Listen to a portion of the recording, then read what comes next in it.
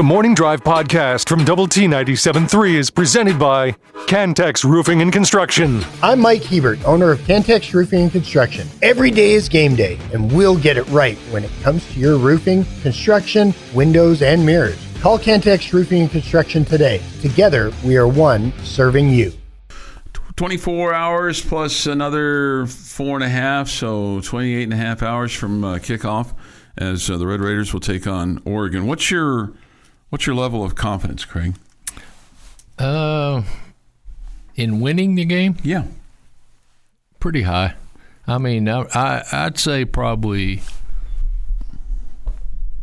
90%. 90%. Wow. Yep. I think it's going to be a really good defensive game. I think our offense is going to be able to sustain some more drives and more opportunities to score. But I look for a low score, and I could be entirely wrong because both offenses are pretty darn good. But I think the defense is going to step up for both sides and make it our defense has just played so good so many times. And I think Baron Morton being healthy is maybe the difference. Your score that you gave me a week ago on Christmas Eve, 31-24. Right. Are you sticking with that? I could be 24-23. I could go down a little bit. But, yeah, I would stick with my 31-24. Okay. Jeff, are you sticking with your 35-15? No reason to change. No reason to change. Okay. And I moved my score to 31-23, and because I'd been on the Jeff train, but a little bit more. 35-10 was my score back on December the 8th, which is the Monday after the conference championship game. Yep. So I was listening to Rob Rowe yesterday, and then he sent me this tweet. A guy by the name of Jeff Schwartz did this math. Dan Lanning, in 4 seasons as the head coach at Oregon, is 47-7. Okay. Have you heard this? I have not. Okay. When the opponent scores 30-plus points, the Oregon Ducks are 7-7. When the opponent scores less than 30 points, Oregon and under Dan Lanning is 41-0. Going to be interesting. I mean, I will tell you, in the Indiana game this year, Indiana's defense won that game. They held them under 400 yards total offense. They held them to under 150, I think, rushing. They held them to under 100 passing. And I think our defense is every bit of what Indiana's is. And the thing that I've liked about our defense, or a lot of things I've liked about it, but when we've made the quarterback scramble run, not a design run, but scramble run, we have pretty much eliminated the big gains out of that. I mean, we've held our lanes, but our linebacking play, their recovery time from pass coverage to tackler is pretty darn good. I mean, when you've got a safety playing linebacker, John Curry, he can move, and Jacob and Ben Roberts, they do a good job. I think defense is going to win it. Indiana beat them 30-20 on October the 11th. Right. And Indiana was ranked 7th at the time. So if you can hold them in the teens or 20, I think you got a good shot. You know, a lot of the discussion this weekend from the players that were made available prior to them leaving, the discussion was with regard to Devontae Moore getting the pocket to collapse. Yeah. If you can get the pocket to collapse, then that will help you. Sheil Wood said, because I asked him this, I said, what's the position group on your team that hasn't been talked about that should be, or that's maybe, that you feel good about that nobody's talking about? I mean, everybody's talking about the linebackers and Jacob Rodriguez and Roberts and Curry, and everybody's talking about the defensive line, blah, blah, blah. And so he brought up the safeties. Yeah. And that's really going to be a key because and the guys were talking about how their receivers remind them of BYU in terms of their size and their ability. And, obviously explosive plays is a big part of their offense. I mean, it's a big part of Texas Tech's offense too. Yeah.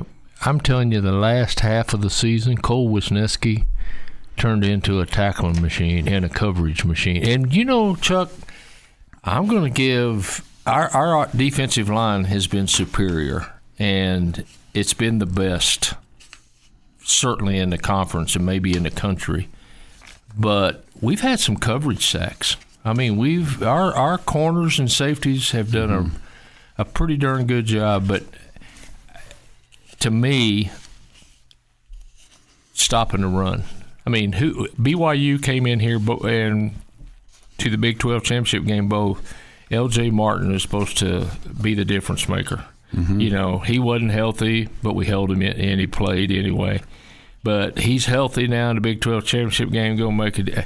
And we were healthier. We were able to stop the run and make Brockmeyer become a one-dimensional quarterback, and I think we can make more do that. Yeah, it's funny. I was concerned after BYU's opening drive, but I mean, I'm the novice. I'm not the guy greasing up plays and stuff like that.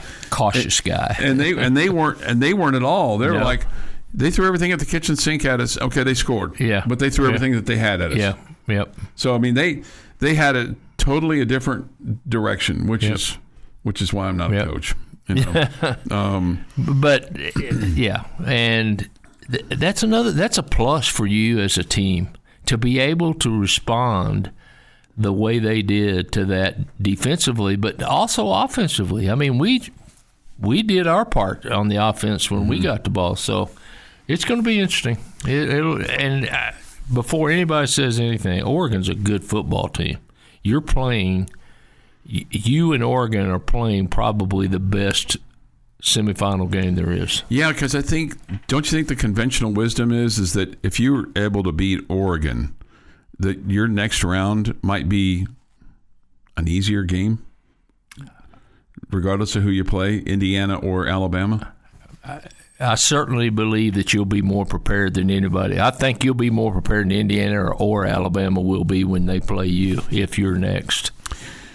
6:39 this morning here on the Morning Drive. This from the Yates Flooring Center chat line off the Double T 97.3 mobile app presented by Happy State Bank. The closer we get and the more media I listen to, the more concerned I get. Yeah, I'm kind of in the same boat. I think it's going to be a whole next level of competition. This is the Morning Drive podcast from Double T 97.3, presented by Cantex Roofing and Construction. December 31st, 2025, the final day of the year. With this day in sports history, here is Jeff McGuire. Starting in 1953, the 42nd Davis Cup took place. Australia beats the USA in Melbourne 3-2.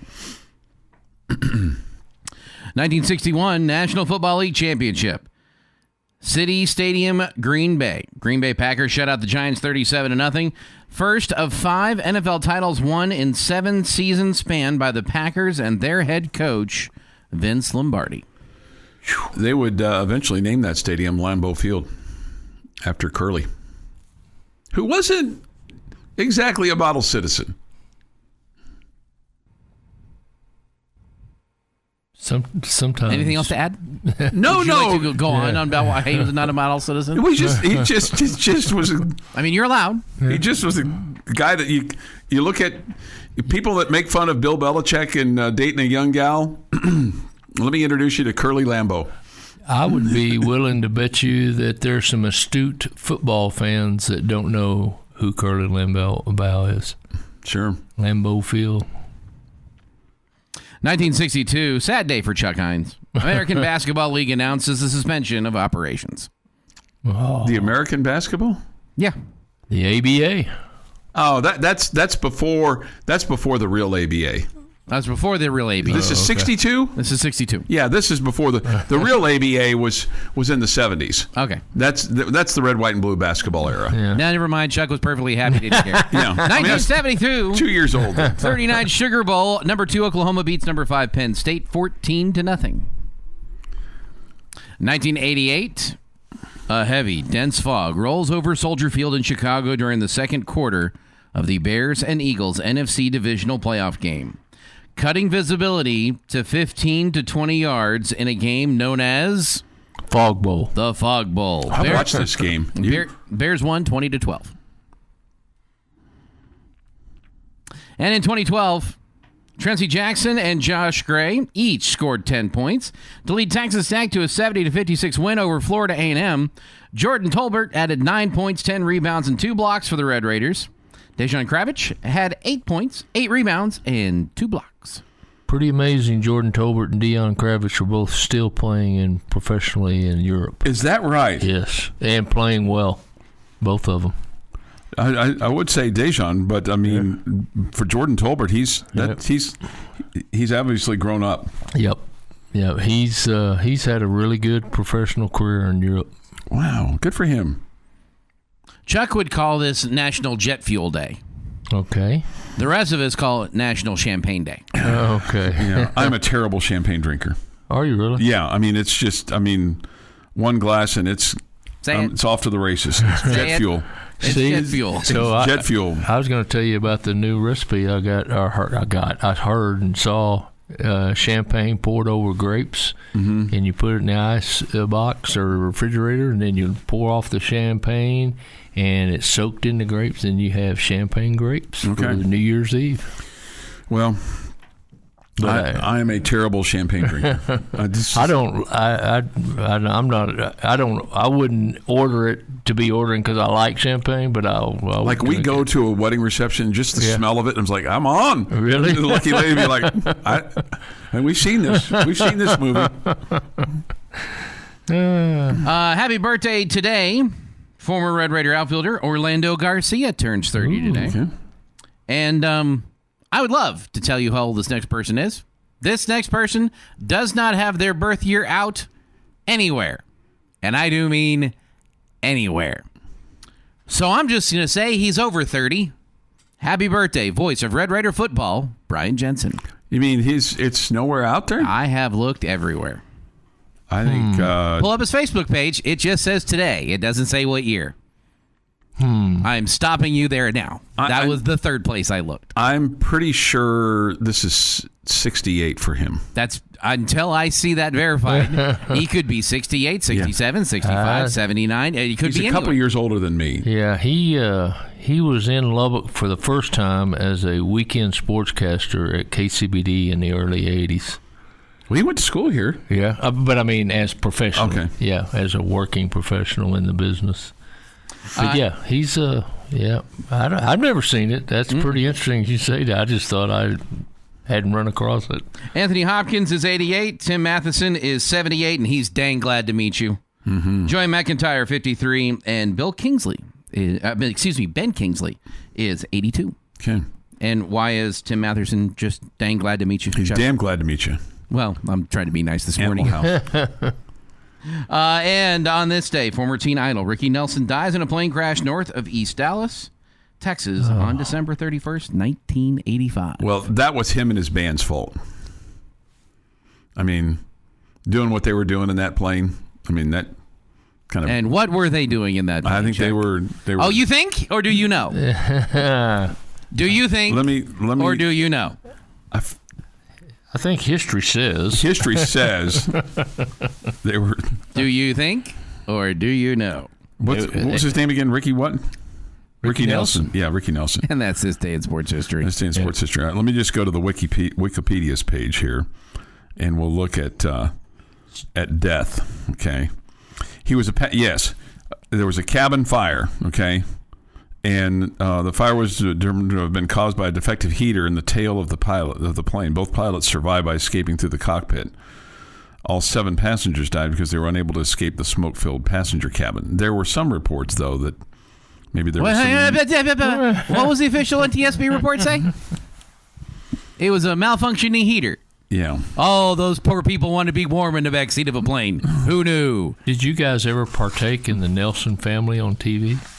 That's before my. Yeah. That's really It was before my reruns. time. Ozzie and Harriet was That's the name before. of that That's show. really before my time. Really? Yeah, that's really. Ozzie and Harriet, the All-American I am family. familiar with Nick at Night television. Yeah. Yeah. If you were a Rickey Nelson music fan, you kind of watched that show because they always had a sing. little mini concert at the end of it. Yeah. Let's see. Well, they were headed to a concert, right? Yeah. Rickey Nelson. All right. That is, like you said, this day in sports history. Somebody says this: I would buy an expensive ticket to get drunk with Chuck. Doesn't have to be that expensive. It doesn't have to be that expensive. I mean, yeah, the capacity is not anywhere near what it used to be. 6:53 this morning here on the morning drive. Somebody says, "How about those USC Trojans?" I got to tell you, USC could be playing almost anybody but Texas Tech and KU, and I'm rooting for the Trojans. I've always liked USC. Always liked USC. Of course, I mean they've been dominant in virtually every decade. I will tell you this: after watching the game, Lincoln Riley's USC Trojans had a Mike Leach problem. Their defense just could not stop anybody, and they had one big play right before the touchdown pass. They sacked the quarterback and pretty much looked like they took him out of, or at least made him going to have to attempt a long field goal to tie the overtime. But on the very next play, a screen pass that was a check down pass ended up going right up the sideline for a touchdown. And the guy came over to knock him out of bounds, just to knock him out of bounds, because it was 4th and about 18 at the time. And he didn't hit him hard enough, and he ran right up the sidelines. Win the game in overtime. Yeah. That's one of those, the stats will say, when the quarterback threw a 35-yard touchdown pass. Well, no, he threw a 3-yard pass that ran for 32. Yeah. 6:54 this morning here on the Morning Drive. A reminder, we will have the Cotton Bowl on the air for you tonight. Ohio State and Miami will have Optimum Orange Bowl live coverage. The rest of today after our show at 9, and then all day tomorrow, well, up until the game tomorrow, obviously, beginning at 6 a.m.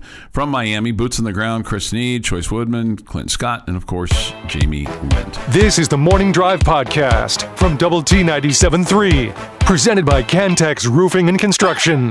Good morning with Craig Wells and Jeff McGuire. I'm Chuck Heinz. Somebody wants to know if the horse is going to be there. That's an awful long way for the horse to go. I mean, 17 plus hours. I mean, just regular drive, let alone pulling a horse trailer. But who knows? Yep. I mean, look. I mean, if Cody Campbell wanted that horse to be there, then that horse will be there by hook or by crook. Yeah. There is also something to be said for the horse could make one trip out east and just hang out for a few weeks. Or can you just go get you a horse? I mean, they got horses down there. I got to believe. I'll bet you the horse is there. I'll bet you the horse is there. Taking a horse from here to there, I got to believe that's not nonstop 10 hours. You got to get out and walk that horse, I would think. My thought would be you'd put that horse on a plane. No. No. Yes. No. Yes. You know. No. They do not fly animals. They fly horses. Do not fly animals. They fly horses. Yeah, they do. Not they fly horses. animals. Yes. Yeah, they fly. I have a friend of mine that's in the horse business. I'm going to text him. Yeah. Horses fly. Yeah. Yeah, horses fly. Yeah, do not fly animals. Yep. There are loud noises. There is things they don't understand. Yep. They the horse get that it. won the Kentucky Derby, Mind That Bird, that was from Truth or Consequences, New Mexico, flew to the Kentucky Derby. Do not fly animals. Hey, how much horse experience do you have? This has everything to do with animals in an airplane. This has nothing to do with horses. They're not going to be like sitting next to George in row 3. So let's put them in the cargo bay. Yes. Where it's dark and cold. Yeah, well, they got lights. Do not fly. This is not about a horse. The only animals that should fly are birds. That's it. That's the end of the list. Well, I'm going to text my buddy Brad. Oh, yeah. Brad will know. Yeah. Brad King will know. Yeah. Yeah, he'll know. AI says, yes, horses absolutely fly to races, especially for major international competition like Jeff, the Olympics or Breeders' Cup. Jeff, you're our 1%er here. This is not about whether they can. You are. This is not about whether they can. This is whether they should. They use specialized cargo planes with custom stalls, climate control, and veterinary care to ensure their comfort and safety. Making it a first-class travel option to minimize stress and travel time. We've spent so much money on some of the other things. Why not spend $100,000 to fly the horse? Don't fly animals. Don't fly animals. Period. Somebody says anything that is bigger than a flea that can't fly on its own should not fly. Now, my friend Brad says that they probably drove there, but we'll see. In a roundabout way. If you could take a horse to the Gator Bowl in 1953, you sure as hell can take one to the Orange Bowl in 2025. Cost is different. Yeah. What's your budget like? Are you going to the Orange Bowl or not? Yeah. The next one? Are you going to try to do all three of them? Can you afford to do all three of them? I race quarter horses, and they do fly horses, and the drive would be long, but it could happen. Okay? Yeah. This Viva 73 says, "Mine that bird did not fly to Louisville for the Kentucky Derby. He was driven in a one-horse trailer." Okay. My bad. I don't know. Well, I don't know. Okay, my bad. No, Chuck. No substitute Midnight Raider. It's not. It's Fearless Champion. I realize you're an old fan, and I wish the horse's name changed as they went. Yeah. And it did for a while. Yeah. It did for a while. Yes, Jeff, they do fly horses all the time. I'm not saying that they can't. You're not understanding what I'm saying. You're saying they shouldn't fly. You should not fly animals that don't have their own wings. I got it. Okay, going back to my question. Okay. On the field, Dumbo's allowed to fly. That's the end of the field question. Do you think that we'll see from the get-go, maybe the first couple of drives, that they'll try to put intense pressure on Barron and rush him and try to dominate that, try to establish domination on that line of scrimmage from the beginning? Yes. Yeah. But I think the counter to that is, and I think we've pretty much kind of written this script, I think we will go as fast as we can for the first 2 or 3 series. I think we're gonna speed the game up a lot, and as a result, I think and one thing that Leftwich does that some of the past coordinators have not done, he's not afraid to throw out of speed. Usually when they run up in there, they're going to hand it off or something, Mm-hmm. But he's not afraid to throw out of a lot more quicker tempo. And I think the first 2 or 3 series, we're going to see a lot of tempo, a lot of fast tempo. If they can't, think about it, who in their Big Ten conference plays with tempo? Certainly not Iowa. Mm-hmm. They may, in the end of the game, have some tempo, but to start the game, I'd say they haven't faced that very many times. Are they going to be ready for it? Of course, but you're never ready for something you haven't seen in live play. You might see some wide receiver screens. Yep.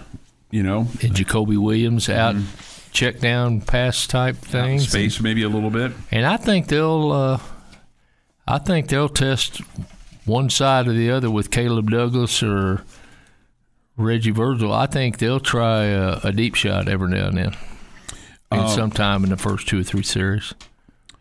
Would you, if you win the toss, do you want to take the ball right away, or do you want to go on defense and set the tone? Good question. I hadn't thought about that. There's a lot to be said with the defense that you have of not taking the ball and showing them what you got. But I think I'm going to take the ball first. I asked Baron Morton this question the other day. I said, coin toss. He said, game time decision depending on the vibe. Yeah. Okay. He said sometimes J-Rod says kick, sometimes he says we want the ball. Now, I don't necessarily believe that those two guys have the final decision. Okay, I think the head coach has the. Because most head coaches are going to defer, right? Yeah, right. I mean, 99 out of 100, you're going to defer unless they have something special planned. Yeah. But there's a part of me that would just rather, because I feel like momentum can swing more if you go on offense first and you get a 3 and out, and then they go down and score. You know, because of what happened in the Big 12 game, and you alluded to it earlier, that they came down and scored first, and then you responded, and game on. I'm not real sure he might not defer and just say, okay, let's see what you got. Yeah, I just feel like that you could be in a situation where because they come down and you go, let's just say you go 3 and out, and then you punt the ball down there, and we know Jack Burgess is really good at pinning people inside the 20. But let's just say they take over at the 30, and then they go down and score. Well, now you're down a score, plus they get the ball to start the second half. Yeah, yep. I just think it's too. There's that much upside. There's not that much upside. Yeah, there's not that much upside. What do you think? We'll get to this. Here's another question for you to think about. The biggest key in your mind tomorrow morning. Okay. It is 7:25. Jamie's question of the day is next this morning on Double T 97.3. We'll have Optimum Orange Bowl Live coverage today from Miami beginning at 9 o'clock with Jamie and Clint Scott, Chris Sneed, Joyce Woodman. And then it all begins tomorrow morning at 6 a.m. We'll take you up to the 10 o'clock Inside the Stadium show with Brian Jensen, John Harris, and Chris Level. And then after the game, from Miami, it's the Double T 97.3 Coors Light post-game show here on Double T 97.3. The Morning Drive podcast from Double T 97.3 is presented by Cantex Roofing and Construction. Jamie's question of the day on Double T 97.3, presented today by someone not named Jamie, is brought to you by Connecticut of West Texas. All right, guys. I feel like I'm throwing you guys a curveball in the dirt on this one. So I apologize ahead of time if that's the feeling you have. However, pretty much every day I feel like this one's because we're all really excited about something right now. Right. Are you going to ruin it? No. Oh, okay, good.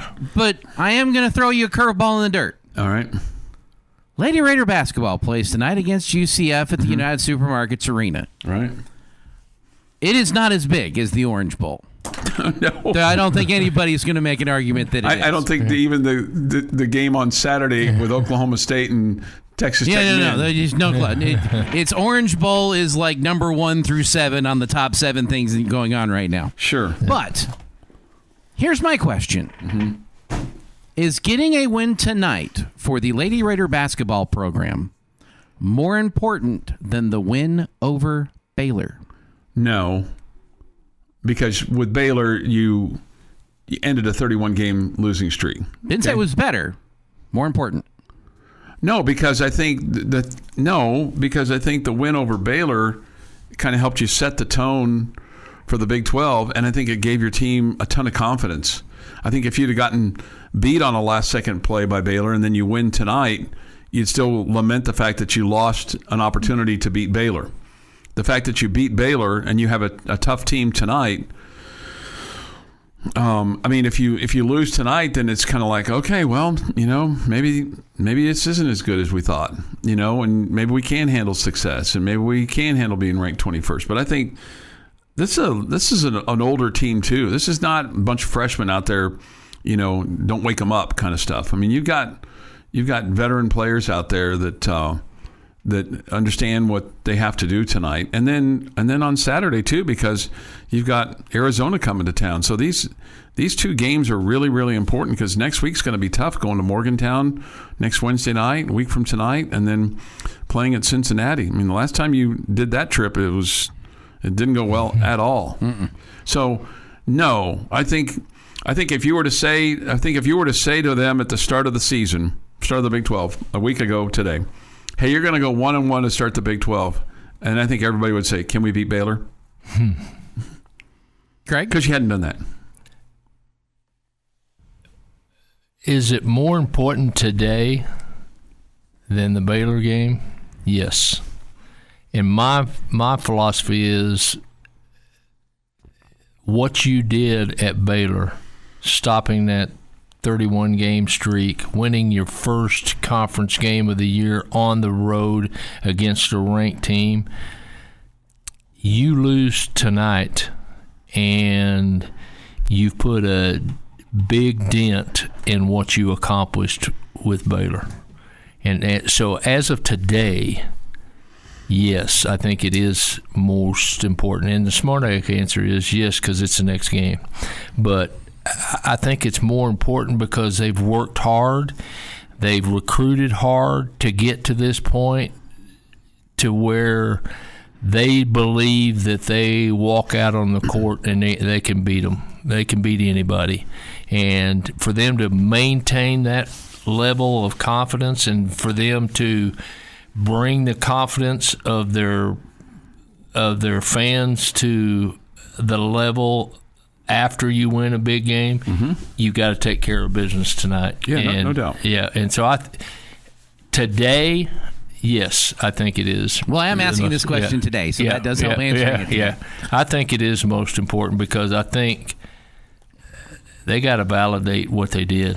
I mean, and that was part of what happened a week ago Sunday in Waco. Was yes, you had to validate your non-conference. Yes, because people would say, "Hey, we've seen this movie before." Good point. We've also seen you beat a ranked team before.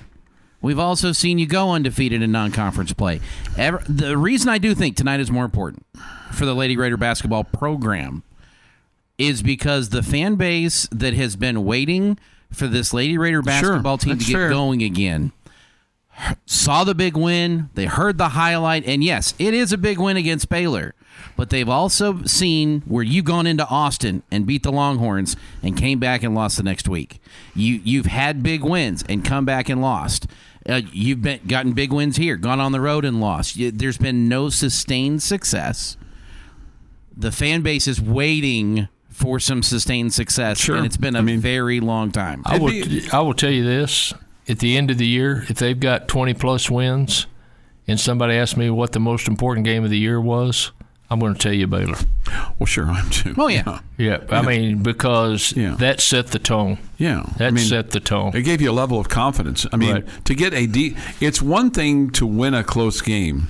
It's another thing to get a defensive stop. Yes. When they have the ball at half court and they put the ball in the hands of a player who had the hot hand. Yep. And she had the hot hand. And so as a result, I mean, you get a stop and a rebound, and you figure out a way to win at their place. And look, it wasn't packed to the gills like it was when they honored Brittany Griner, but there were 4,000 people there. Yeah. And with the way that place is constructed, Foster Pavilion, it's loud, and they make it loud, but then the sound all comes down to you because it's compacted into a very small piece of real estate. And it's steep in the upper deck, but I mean, it's noisy. I can't tell you how many times teams have had the ball with that time and taken it to the hoop like they did, and the other team defensively walk out of there without fouling. So kudos to them. Because the possession before, that's what you had to do. Yeah. You had to take it to the hoop and hope that somebody fouled you, and then hope that the right person got fouled. And in that case, it was Maupin. I mean, and you were down one, which meant you had to hit both the free throws. And she hadn't taken a free throw all night. Now, if there's somebody that you want, if there's somebody at the free throw line that you want to save your soul right now, Bailey Maupin is the one.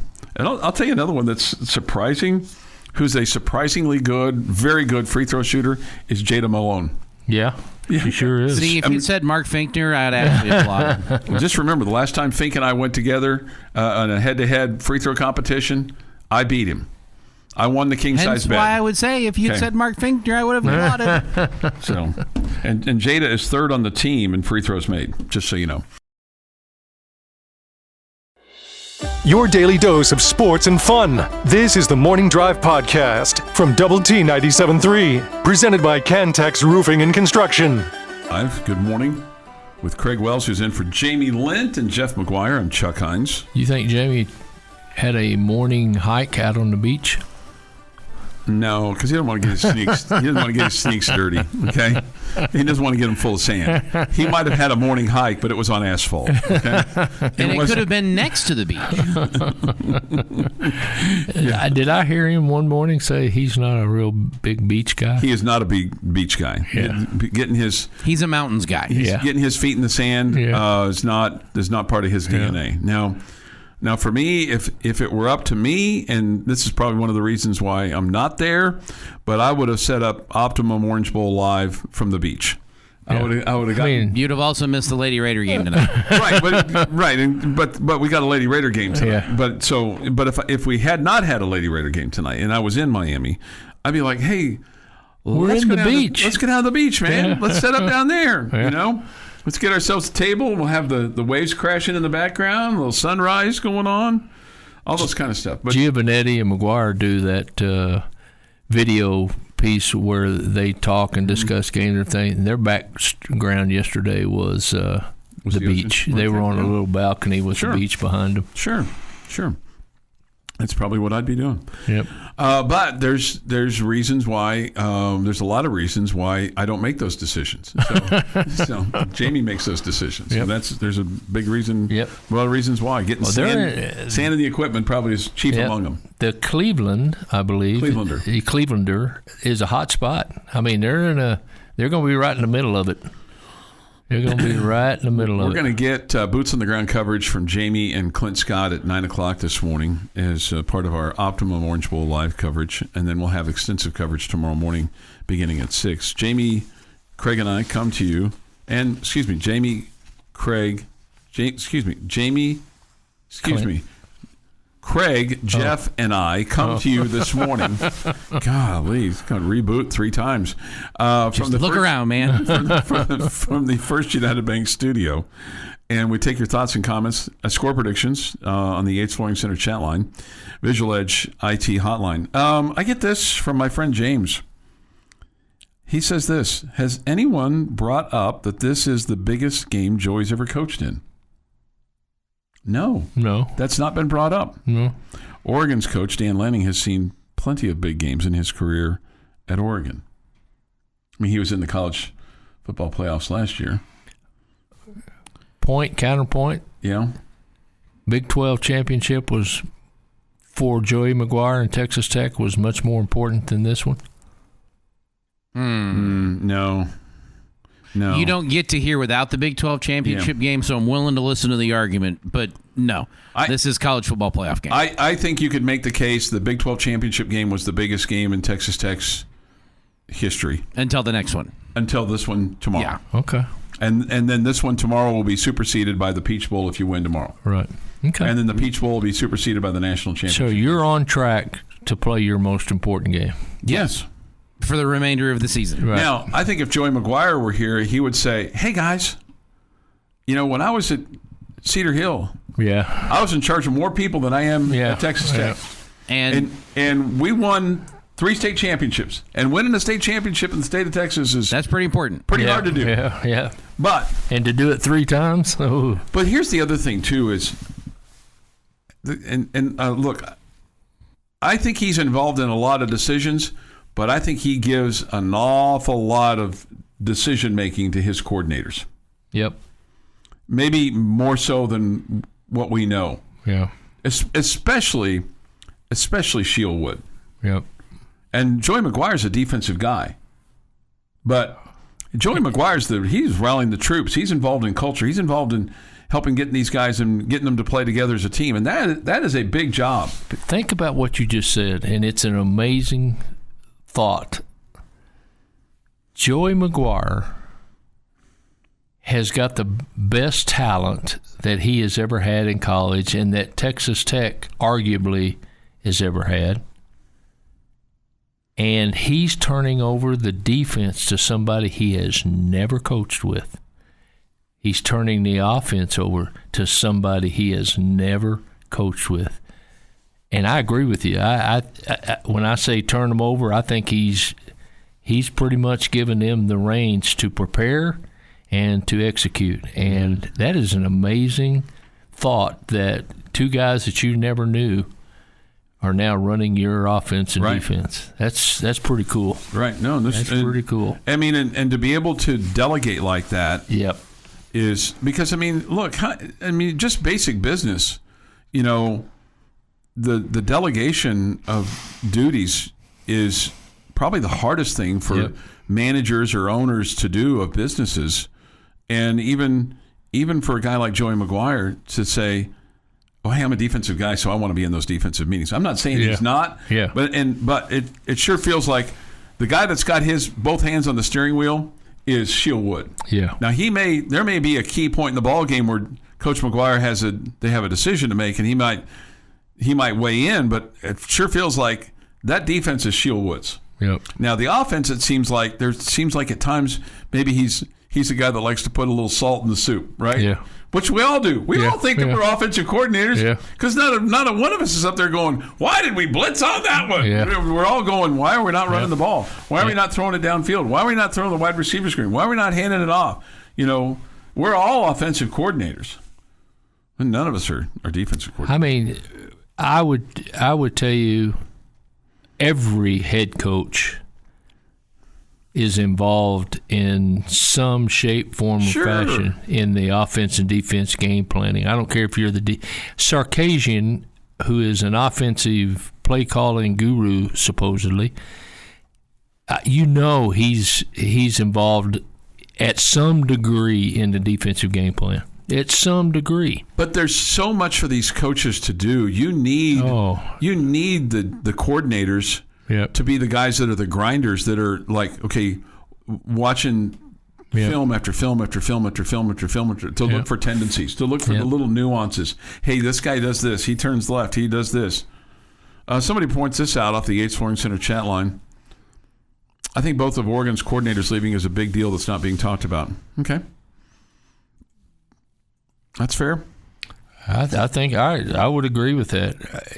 I don't know that it's going to make a difference in winning and losing, but it'll dang sure make a difference in preparation. I was going to say, anytime you mess up the mojo, though, or as our high school football coach would say, and then it kind of just trickled through the whole high school. Yep. Don't mess up the tra-la-la. Yep. Okay. When you start messing with the tra-la-la, that's when. Yep. That's when. And if you were said, Heinz, you're messing up the tra-la-la. Okay, then the tra-la-la was the system, was the game plan, was good head coaches. Is that all we need to say, Chuck? Because I've got you saying that recorded right now. I can play that back in my hockey. Sure. If I start messing up the tra-la-la, just let me know. Creatures of habit. This has been the Morning Drive Podcast, presented by Cantex Roofing and Construction. Check out our library of Double T 97.3 podcasts at doublet97.3.com.